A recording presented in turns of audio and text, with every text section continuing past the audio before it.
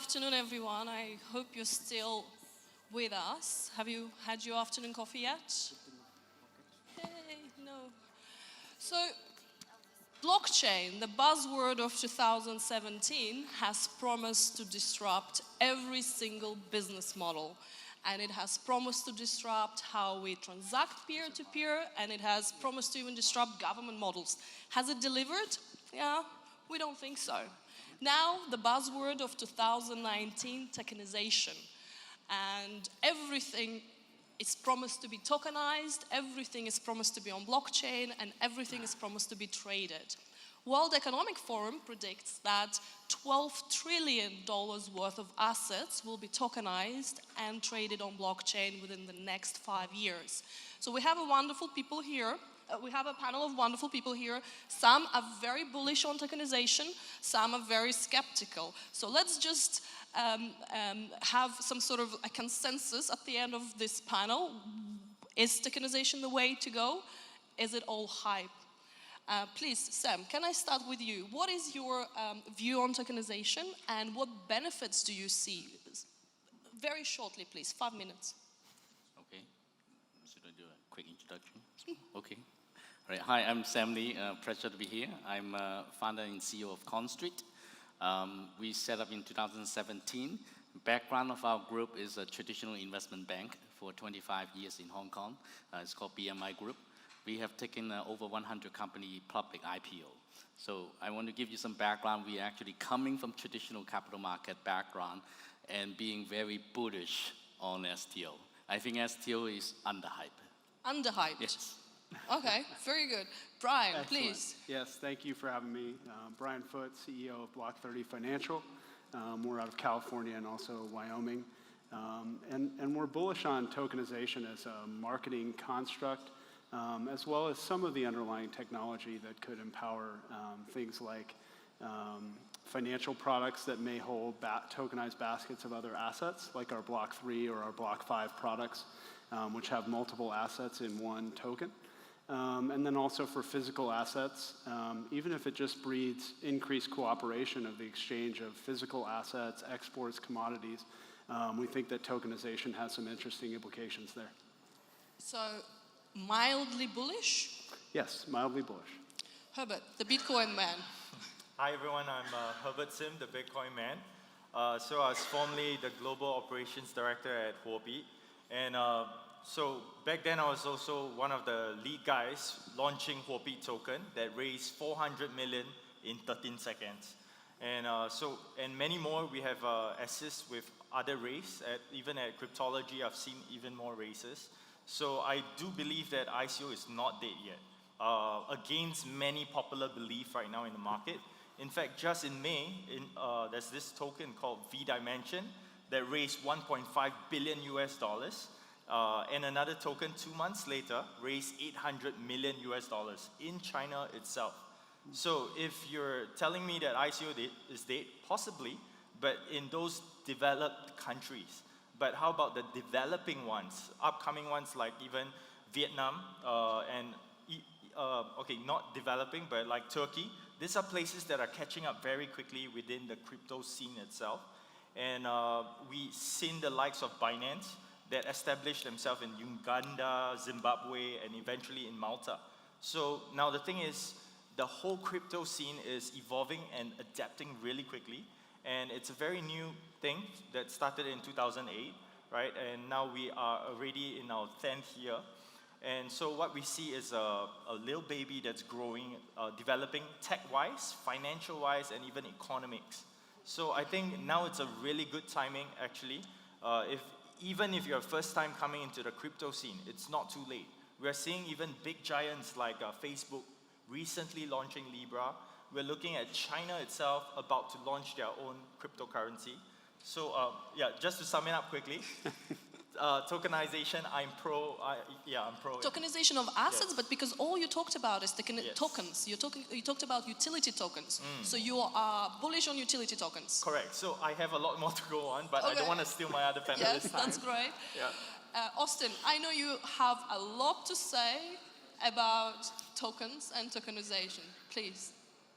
Yeah, so blockchain is essentially like a meaningless term. It just means a chain of blocks. In 2008, white paper and Bitcoin launched in 2009. What was the revolutionary utility value add of Bitcoin is in that it's distributed nature, it's decentralized, not because that's a cool buzzword, it's decentralized for a means to an end, for censorship resistance, for non-confiscatability, which is a word invented just to describe Bitcoin because the concept was like so novel at pre-Bitcoin, because everything can be confiscated essentially very easily. It's revolutionary because it's censorship resistant.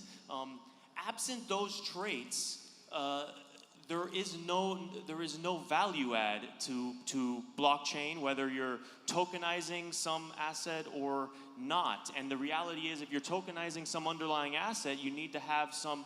The reason why that has some value is because there's some legal jurisdiction somewhere that is ensuring legally that tie between that token, which is nothing. It doesn't even know. A token doesn't know that that underneath it, like Tether, it doesn't know that underneath it is existing U.S. dollars that are supposed to be tied to it. It's just floating around on that network.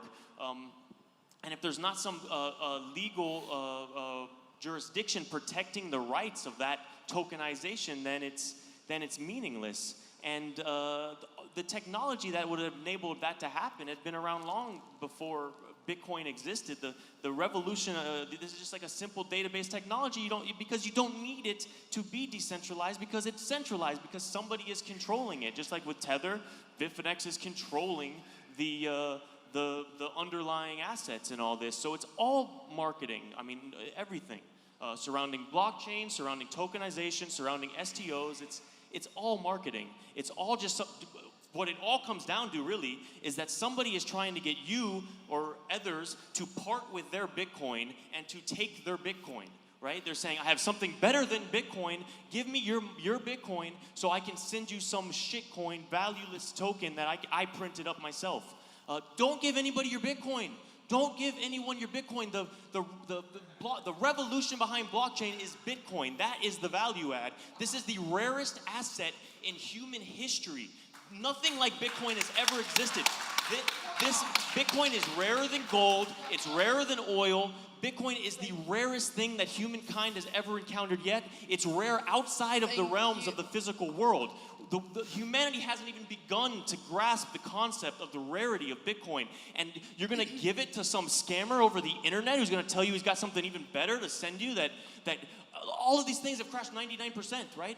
In Bitcoin terms. Everything is just, everything from the 2017 ICO era, it's all essentially at this point, nothing has delivered any value at all. Not the slightest bit of value. It's all just been the most, biggest multi-level marketing scam ecosystem in history. The only thing that's delivered any value is Bitcoin. The only thing that's functioning is Bitcoin. Thank you, Austin.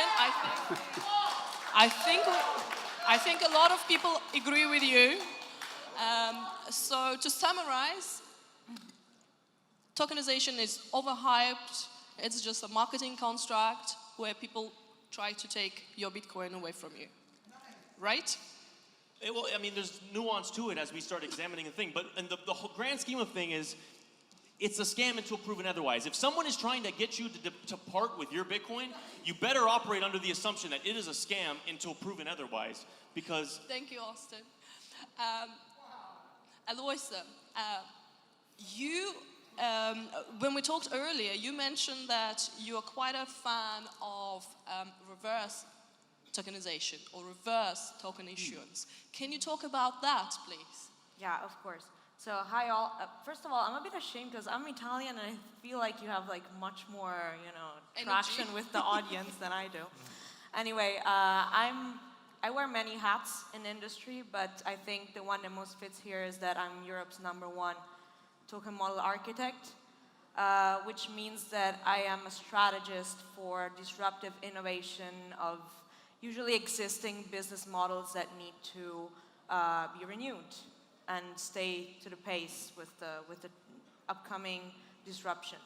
And what that means, reverse tokenization, reverse ICOs, IOs, whatever, a reverse offering, is when a business model wants to integrate this, one of these new technologies. I mean, blockchain alone doesn't do anything, but blockchain, AI, IoT, and needs tokens, not even just to raise funds, but to incentivize certain behaviors, for examples, and for governance issues and so on, and generates tokens and offers tokens to the public. That's a reverse. That's reverse because you're not there just asking for funds.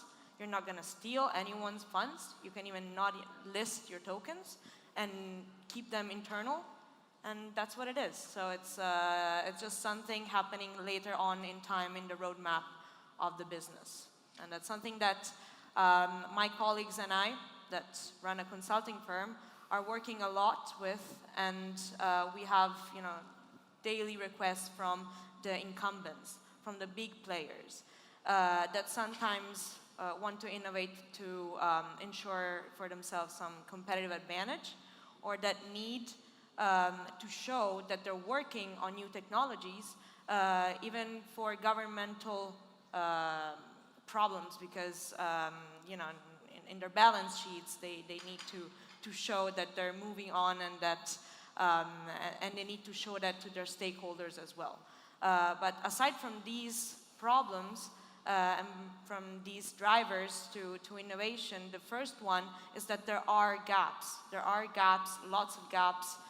Maybe just in Italy because we're underdeveloped, no, just kidding. But there are gaps that no other technologies can fill in. And one of these technologies is blockchain. Blockchain is the real revolution, not Bitcoin. Oh, okay. So blockchain is the real revolution, not Bitcoin. Okay. So to summarize, I just get paid in Bitcoin. That's all. To summarize, don't do that. Don't boo ladies.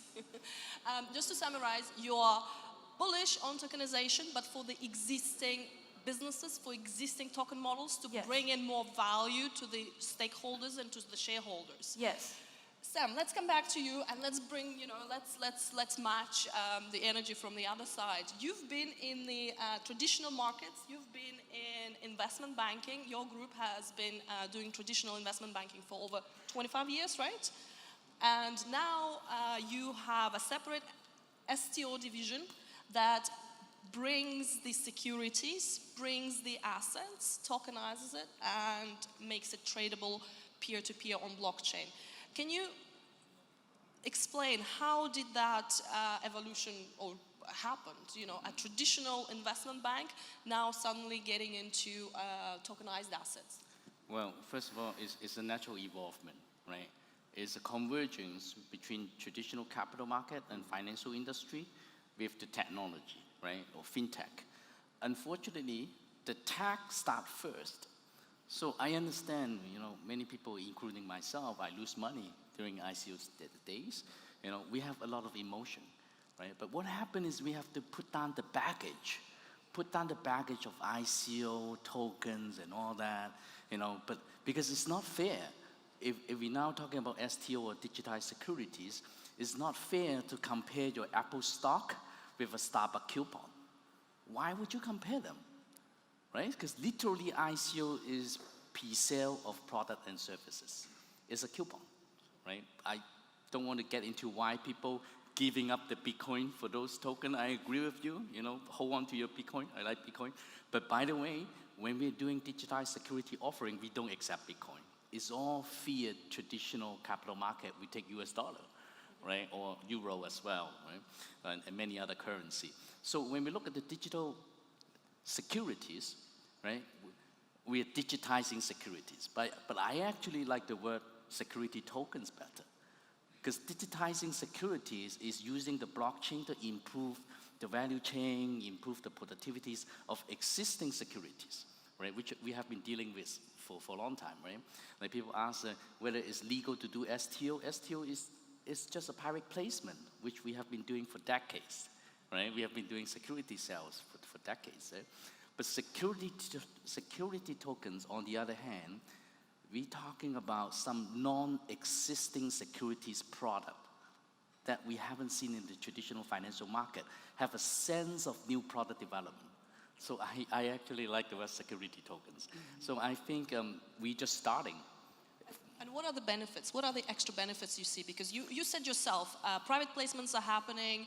People can buy any product in the world right now through their broker. So what are the extra benefits in having those security tokens, as you prefer, or tokenized securities?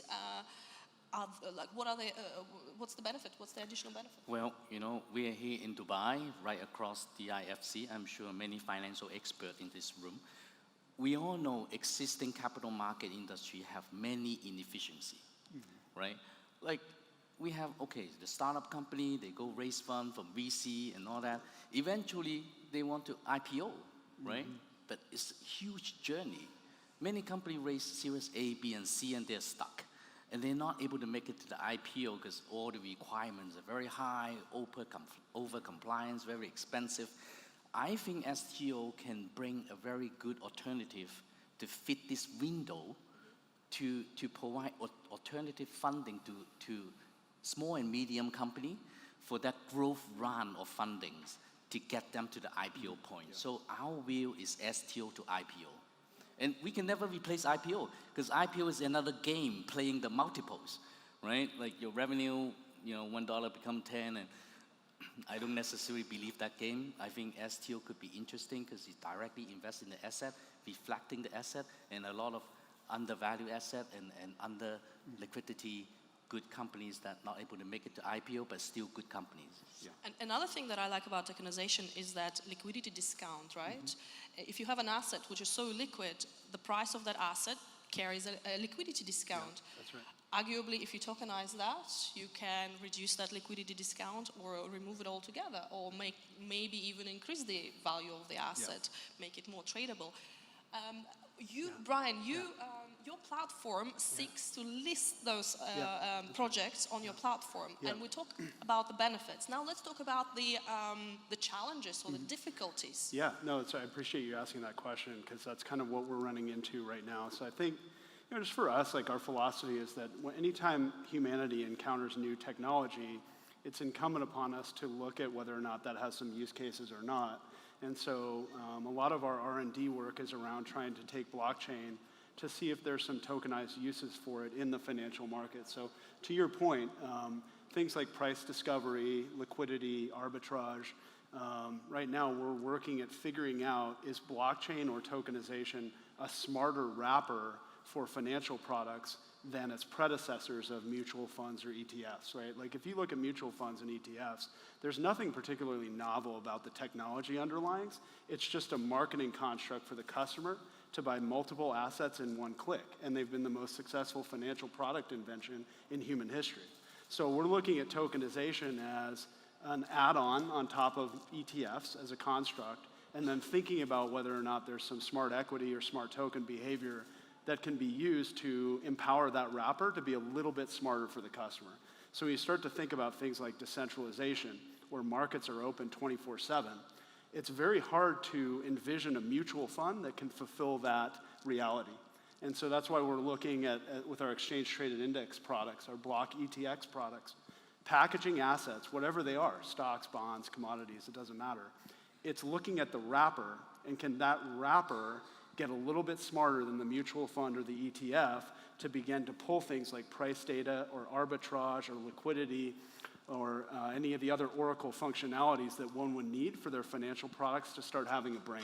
So we call it kind of the Nest thermostat moment of financial products because, as Sam wisely pointed out, like this stuff just hasn't updated for 30 or 40 years. And so that's kind of what we're looking at, and we don't know the answers yet, but we're playing with the market. Yeah. So you just see it as a natural evolution. It's a natural evolution, right? I mean, and so to be honest, like we're working on some Oracle functionality around smart tokens that hasn't been particularly efficient. Like we're working with Chainlink right now, and it's intensely expensive to go and do these data calls if you say, okay, New York stock market shuts down, Asia's waking up, how does my financial product pull that data from multiple source points if we're in a 24/7 trading format, decentralized? Chainlink is really expensive per call. So we're trying to think about how we can help scale blockchain to have its inherent potential benefits meet the technology requirements that would be needed for it to be a reality. So that's kind of the stuff we're working on. You wanted to absolutely agree. I just want to make one quick point, right? So if we add blockchain to everything you said, all of a sudden portfolio management become three-dimensional. That's right. Yeah, exactly. That's how we feel as well. You know, it's just modernizing these constructs that have worked so far for the customer, but need to get out of file cabinets and into files, and trying to figure that out. And whether or not blockchain's the right tech, we don't know. It could scale up into AI or quantum or other applications, but right now that's what we're playing with. And we think, you know, if tokens can get smarter and more agile as a wrapper for other assets, then we got to look at the deal. Yeah.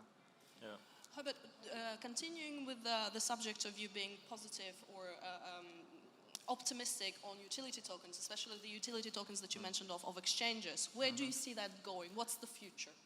Okay. Surely the next exchange will not raise $500 million in 30 seconds, right? Or do you think it's still going to happen? Okay, just very quickly adding on because I didn't finish earlier. So, okay, the thing is about utility tokens, it's already, so we've seen the whole entire wave from 2017 to 18 itself. And then came the second phase where STO is trending. And then now there's IEO as well. So now the thing is, it's just a natural progression of time, and we're seeing traditional boys being notified of this big wave of Bitcoin and like in the market. And right now we have guys like Sam Lee himself, like security. It's been there for decades. Yeah, STO, it's basically securities. And it's been there for decades now. It's just progression of time for the financial market to pick up with the crypto market. And that's where we see the crypto products, the offerings are changing over time. We're looking at ETFs, correct, Brian? And even for the Forex side, I was previously with Broctagon Group. So these guys dabble with both Forex and bringing crypto CFD liquidity into the market.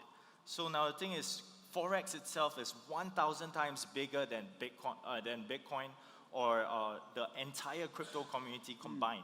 Yeah. So now the thing is, there's so much room for Bitcoin to grow. Okay. Now the thing is, I'm the Bitcoin man. I'm pro Bitcoin. But now the thing that being said is, there is still a lot of room to grow, and we need the traditional boys in the industry to understand that Bitcoin is here to stay, and it's definitely going to grow and become a power to be reckoned with.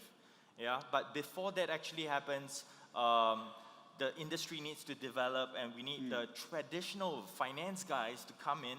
And the only way that they can actually see themselves in here is when tokens are actually backed by something, and backed by securities. Yeah. So now the thing that being said, it is running in different silos itself, running concurrently from ICOs, IEO, STO, and more. Yeah. Over time, we're going to see this develop even further. I can't predict the future, but what I can say is Bitcoin is definitely here to stay, and it's definitely going to, a lot more ICOs also will appear.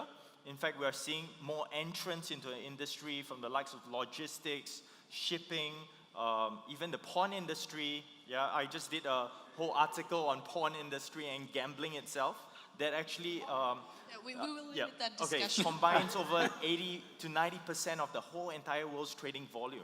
Yeah, these are topics that, you know, the industry is shy to talk about it, but this is the blatant fact and truth out there. Okay, so now the thing is, as much as, okay, Alex might be very pro-Bitcoin, but I think exchanges need to have a more neutral standpoint, maybe you would beg to differ, on tokens itself, because we're talking about listing onto, like, example, Kraken and more. So Austin, let's assume I'm not asking for your Bitcoin. Nobody's asking for anybody's Bitcoin. Let's assume we take this stand that the capital markets industry just need to modernize with time, right? And they want to use blockchain, they want to use tokens for whatever purposes to modernize themselves, to make the calls cheaper, to make it less efficient, to reduce the intermediaries and to make it more efficient. What would your stand be on that? I mean, you can use blockchain because blockchain is basically like a meaningless term, right? You can have some kind of existing database infrastructure if you want. You can throw in some public key cryptography to timestamp it, and it's all. But the thing is, it's all run from the top up. You're saying that tokens need to be backed by something, by securities. Well, securities are backed by something. They're backed by the legal jurisdiction that they live in, right? That the securities issued in. The reason why the New York Stock Exchange and CME are not open 24/7 isn't because blockchain didn't exist yet and there wasn't some huge, it's because of the momentum, right? The only use case for blockchain is that it's got a buzzword that's caught so much fire that maybe the CTOs at these various firms actually like wake up and say, whoa, the momentum of our legacy infrastructure, maybe it needs some improvement. But when was the last time any of you guys handled a stock certificate, right?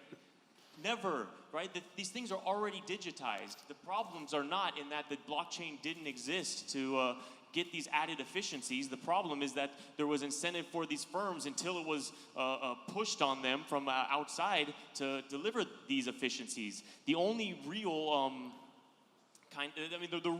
the only real revolution in blockchain that could be delivered to these STOs is if you were to allow them to be bearer instruments, but that's never going to happen. You guys know that's never going to happen, right? The value out of Bitcoin and the blockchain is in the censorship resistance. It's in the decentralization, but that's never going to happen with these STOs because the legal jurisdictions that are protecting your shareholder rights by owning these STOs are never going to allow it to happen.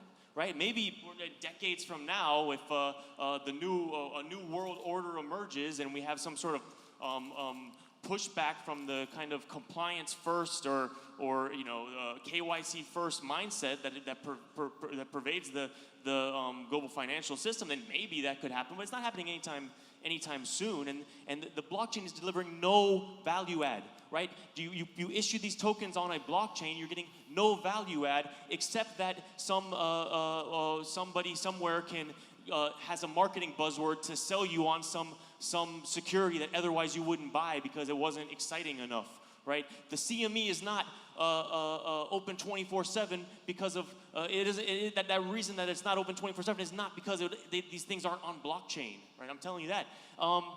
And the other thing is that these things with utility tokens, the fundamental economics make no sense at the very base level, right? So what do? You deliver all of your future accounts receivable up front, right? Like it's crazy. You deliver all your futures account receivable up front, so you make sure you're never getting any other, and then you think that the people who you just gave all the money to, all their future accounts receivable for the full, because you have a utility token that is needed to access whatever product and service, that these people then have an incentive to build that product and service. You just gave them all the accounts receivables they're ever going to have for the next 20 years right up day one up front. No wonder not one of these ICOs has built anything, not a single product and service. And the ones that have, actually, if you want to know the ones that have actually built anything, which is barely anything, right? It's like, but the ones is because you had some bag holder after the founders ran away. You had some bag holder left with this like useless token. It's like, well, I better build up something so I can try to dump on the next loser, the next, retail guy. So I mean, none of it's worked. None of it's necessary in this. The value add of blockchain is in that no one can steal it from you, and this is why Bitcoin works, because Bitcoin doesn't need a legal jurisdiction telling it that you have some value, some rights. Everything is baked into the cake, right? It's all in the network. All the securities are in the network. All the assurances are in the network. There's no outside party that can come in and pervert the network. This is why Bitcoin has value. This is why blockchain has value, right? The value, the only product that has built on blockchain that has delivered value is Bitcoin. Thank you, Austin. Okay. And I have to add on here. I think Alexander might have been burned very badly by some shit coins. I made a ton of money. What are you saying? I'm rich. Because you seem very anti crypto in general. okay, you heard it. I'm not anti-crypto. I'm anti-scamming the retail public. yes, I'm that's very good. anti-fleecing the retail public. Yep. That's what I'm anti, because it gives Bitcoin a bad name. Bitcoin is probably the most important network technology that's ever been invented. It's one of the most important inventions in human history. I believe Bitcoin is a catalyst for an economic golden age that humanity has never seen. This is the rarest thing ever in human history. It is rarer than gold. It is rarer than any asset that's ever existed. People will realize, they will wake up and say, oh my God, there's only 21 million that ever be created. It doesn't matter what the price is. It doesn't matter how much energy human society devotes to getting more Bitcoin. There's only 21 million. This is nothing like anything has ever seen in human history. The value of Bitcoin, it's unimaginable. It's unimaginable. Bitcoin will come to be the reserve asset of the entire global financial system. But what is a roadblock, what is a speed bump in that that path to our inevitable, incredible future is all of these scammers and all of these people trying to steal from retail public with their ICOs and all their nonsense. So the reason why I'm saying this is because I'm more pro-crypto than anybody in history, right? I'm not trying to steal from anybody. And we just to add on first. wholeheartedly agree with you. We wholeheartedly agree with you. The entire room agrees with you. Sam, you wanted to add something Can I on just the capital markets point. Sure. Okay. Well, by the way, I agree everything you said about the tokens and the shitcoin, but what I have a different view on one point is I don't think blockchain is nothing, okay? Blockchain is an enabler. It's just like TCP/IP, internet, right? It's an enabler. You can say internet is nothing, but it's everything, right? It's only internet make many things possible. Another example, when we look at the videos, right? You can say the video codec. Nobody cares, right? There's MPEG-2, MPEG-4, H.264, 265. But that's the enabler. Of course, the key and the value is in Netflix. It's not in the codec, but codec make it happen. So with the blockchain, I think it creates possibilities for us to be creative and make a lot of new product development. Eloisa, turn up the Italian energy and give us the future or your vision of what the future lies for tokens to be issued by existing companies. How are they to deliver more benefit to their stakeholders? It's hard to speak now. Let's not speak about Bitcoin. That's something I'm trying to say till the beginning. Let's try to speak about the underlying technology. I do agree that blockchain itself is all and nothing. I believe in a future where we will see smart cities. That's something that really gets my hype on. Not Bitcoin, but Bitcoin will be part of it. But the thing is that I'm seeing that maybe in 10 years, we will live in smart cities where all aspects of citizenship are going to be governed by the disruptive technologies, by blockchain, integrated with AI, IoT, and 5G. They all need each other. And where we will see all the benefits being brought forth by blockchain, for example, being used not just on the financial markets, but in daily life. That's going to be mass adoption. That's going to be the real thing. And Bitcoin will be part of that. I'm against the shit tokens or shit coins as well. I even said in the beginning, we don't even need to list a token, for God's sake. But yeah, that's what I mean. We can just follow the curves, really. It's nothing. It's not a big revolution. I mean, it's a big revolution. It's just another revolution in human history. We discovered the wheel. We discovered fire. We are in nice buildings here in Dubai. It's my first time here. We discovered blockchain, and then something else will come, hopefully. Otherwise, we're going to be dead. Yeah, I mean, I think just to add on to that, I mean, the reason we started Block 30 Financial was we saw a huge gap between never coiners, right? And then hardcore maximalists on the Bitcoin side. And there's just this huge chasm between those two markets that need to talk to each other. And so that's part of what we see too, is just kind of creating a hybrid approach where it's like, you know, Bitcoin's super interesting. It's amazing. I agree with Austin on everything he said. But you also have this sort of capital markets infrastructure that is not going to come undone tomorrow. So I think there's a need to create a mid-market conversation that passes through that handoff intelligently as we move forward. Because, you know, I agree too. I mean, just because we have a debt crisis, there's no question, particularly in the United States, right? We're at peak equity prices, we're at peak debt loads, we're at peak housing prices. And so millennials and ongoing are kind of going, where do I fit into this economic mix? And what is the standard for currencies ongoing? And so I think we need to navigate that shift if it does end up being Bitcoin or, you know, tokenized fiat currencies. We need to navigate that shift to make sure that there's stability as that moves forward. So. Yeah, I totally agree, Brian, there. You know, like for Bitcoin to grow, there needs to be actually new developments in the industry, and that's where new ICOs came about. People like Ethereum, they're doing great work. Even the likes of the godfather of decentralization, BitTorrent itself, Bram Cohen. So now the thing is, he even developed his own token called Siacoin. yeah, which is the guy that invented the proof of space and time. So what I'm saying is the industry is developing as we go along. Bitcoin is great, good, but now the thing is, the vision of Satoshi Nakamoto, if you go and read the entire white paper, he talks about how these blocks have to be developed further, bigger slices of block, to increase the transaction for each block. No, he doesn't. Okay, so now the thing is, the likes of Bitcoin Cash, Roger Ver came about and started his own fork, which increases each block size. And now the thing is, okay, as we go along, more and more ICOs are developing their tech, but it's very, very infant stage still, and that's why we are looking at it as shitcoins. But there are some good ones, and there are some outright out to scam. Look, it's good that there's open markets. I believe in economic freedom and the like. So it's good that these markets exist and you can have these various technologies, but Bitcoin doesn't need ICO scams to grow. Well, Bitcoin will grow just because of the novelty of its existence, the fact that 99% of humanity doesn't grasp yet the fundamental shift that is the invention of Bitcoin and the global macro environment. We're in a cheap, easy credit mode for a decade on. Things are looking very precarious, and Bitcoin is the opt-out. It is the solution.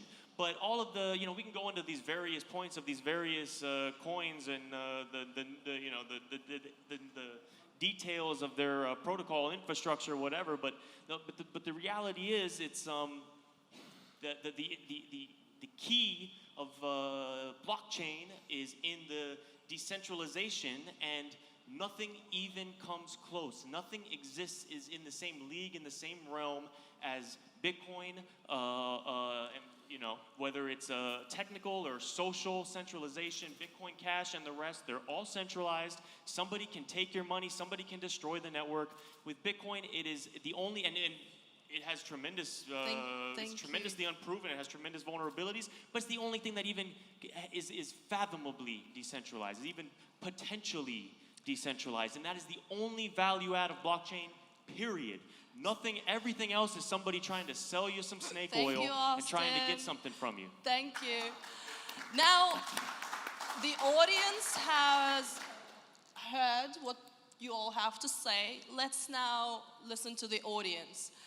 Make some noise if you think STOs, security tokens, improvement of capital markets is the way to go. Make some noise. Who's going to say, no, let's not improve capital markets? No. Now, make some noise if you think utility tokens and there's still some future for ICOs. Woo! Now, make some noise if you think Bitcoin is the future and this is where it's all headed. Woo! Bitcoin. Now, make some noise if you think existing companies, incumbents, should introduce tokens in their ecosystem in order to improve transactional, I don't know what, value to the shareholders and to bring more value to the whole company. I just want to make one note, right? There's no conflict between asset tokenization and Bitcoin. Right, I love Bitcoin. Absolutely I just want to not. get it clear, right? But it's Absolutely also not. There is a space for everything to exist, There's right? no conflict if you're transparent with the value add that you're bringing. You talk about the gap between some mid-level fundraising and IPO. Well, that gap doesn't exist because of some technological deficiency. That gap exists because of the nature of capital markets legislation and the various jurisdictions that implement these rules. I mean, one of the main causes of that is accredited investor laws and the fact that that the vast majority of the population of Earth is carved out from being able to participate in private capital markets altogether. That's the main cause. It's not because blockchain doesn't exist. So Sam, yes, absolutely, you're right. All of these 3, 4, 5 things that we have just named can coexist and are coexisting. I invest in security tokens, but I also have some Bitcoin, right? It's not one or another. So shall we take a couple of questions from the audience? I see a lot of hands. Ahmed already has a microphone. Look at you. I already have a microphone. Austin, I have a question for you. Would you say you're more Bitcoin than the Bitcoin man? No, I don't know. I don't want to make any like personal assessments or anything. He's a nice guy, probably. I don't know. Nice enough to me. But I mean, but I'm very long Bitcoin. You know, I try to be realistic and say, and there are questions and there are potential reasons why Bitcoin may fail, and there's aspects that are unproven in terms of the robustness of the protocol to maintain its decentralization and its and avoid attack, and we can discuss those. But I'm very long Bitcoin. I think the reality is the vast majority of people on Earth haven't fully grasped the profundity of Bitcoin. The craziest thing to me is just that this is the first thing to be rare outside of the laws of physics, and that rarity, I think, and the fact that it's weightless, it teleports, it's incredible, and it will become, I believe, absent some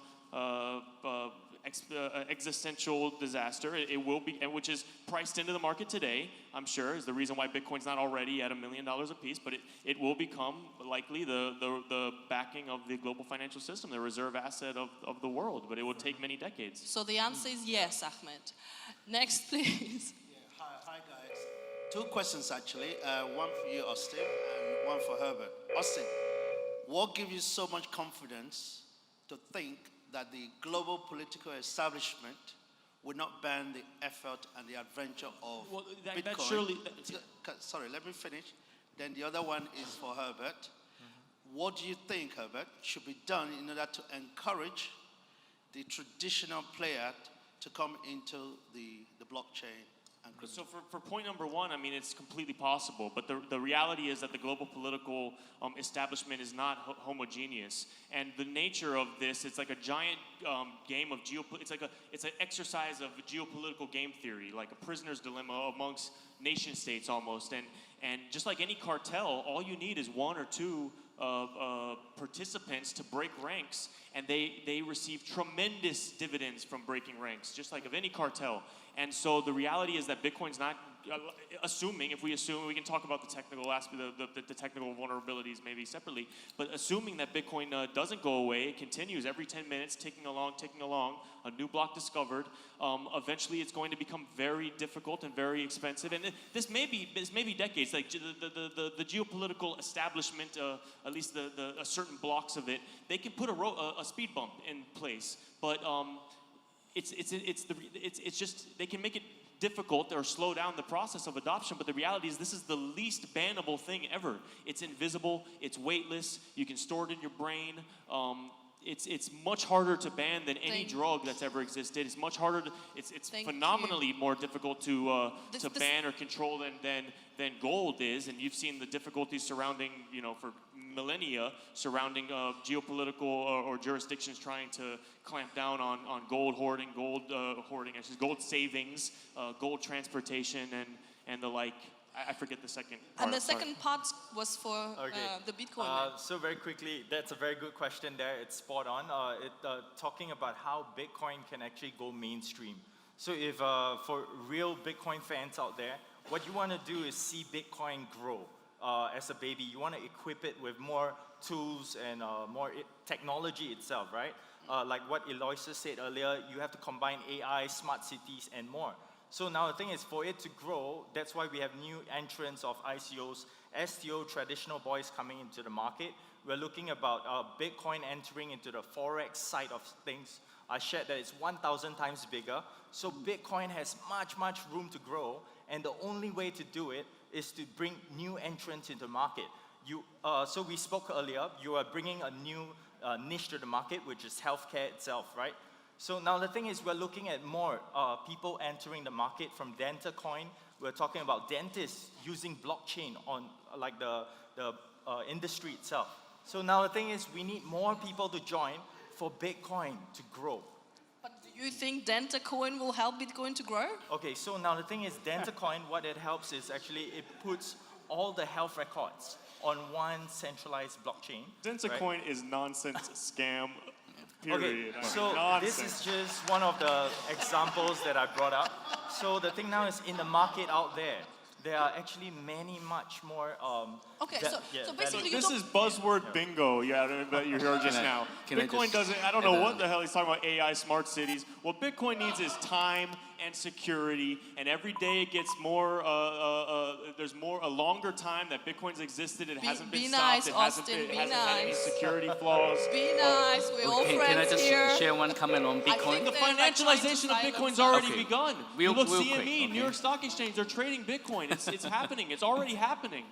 And it's not because of DentaCoin or a bunch of scammers trying to steal Bitcoin. This is an impediment to Bitcoin adoption. Well, I just want to respond, adding to that question, like how to get Bitcoin in mainstream, right? We talk about Bitcoin. I share my view real quick, okay? I think Bitcoin is nothing and it's everything, right? Because it doesn't tie into any application, any, like special utilities or gas. It's just Bitcoin. It's pure, right? Like you look at Ethereum, that could be a better Ethereum. You look at other, right? And then the only need is whether we have the need, anyone have the need to store your wealth outside of the traditional, outdated, inefficient banking system. If you have that need, you need Bitcoin. Every single one of the panelists is sticking around. You want to hear more about Bitcoin? Come and find Austin. You want to hear about security tokens? Come and find everybody else. Thank you so much. Please Thank you the very much. panelists, thank the passion.